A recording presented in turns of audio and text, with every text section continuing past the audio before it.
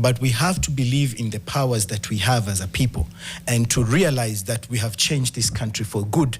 And we want to continue in that change process, because change is not an event. It's an ongoing process. And there are many, many things, promises that were made, and more importantly, promises that were made to the families of the victims. Not a single one has been made. Not a single police officer, despite the overwhelming evidence, has been arrested and charged in court. Yes, IPOA has done its bit, ODPP is doing its bit, but at the end of the day, no one has been held accountable. We have an inquiry, Rex Masai, we're going back to court on 12th, Evans Kiratu and others who are all, killed during the protests. But as it stands presently, no single officer has been held to account. 65 Kenyans were killed. We have the post-mortem reports, clear evidence. People who were shot at point-blank range.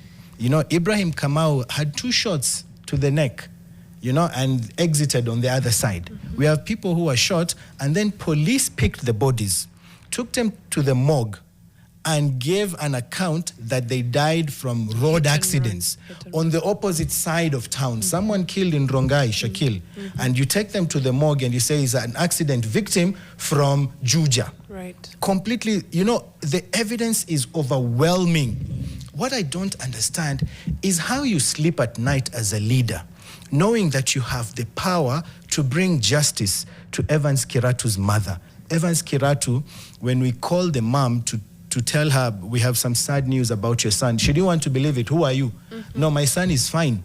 I left him, I just helped him. He just moved into his own house like a month earlier. And I was like, no. It's until we were able to take him to them, and she didn't cry. To take her, sorry. She didn't cry. She didn't even shed a tear. Until the day we've done the postmortem, now the body is in the coffin. Now they're like doing the round, past at the morgue, so that we can put the coffin in the vehicle and take it home.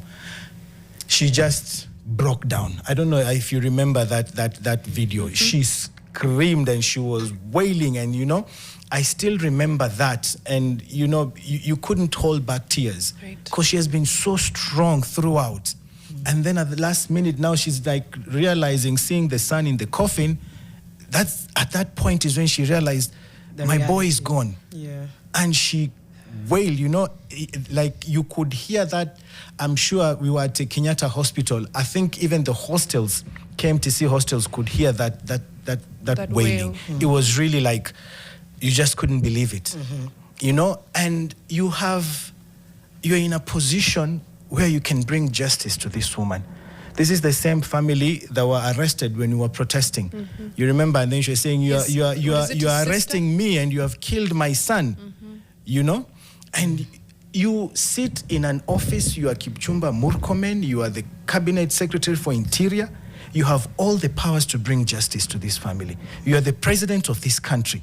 All you have to do is give directions that let the responsible officer carry their own cross. You are the Inspector General of Police in this country.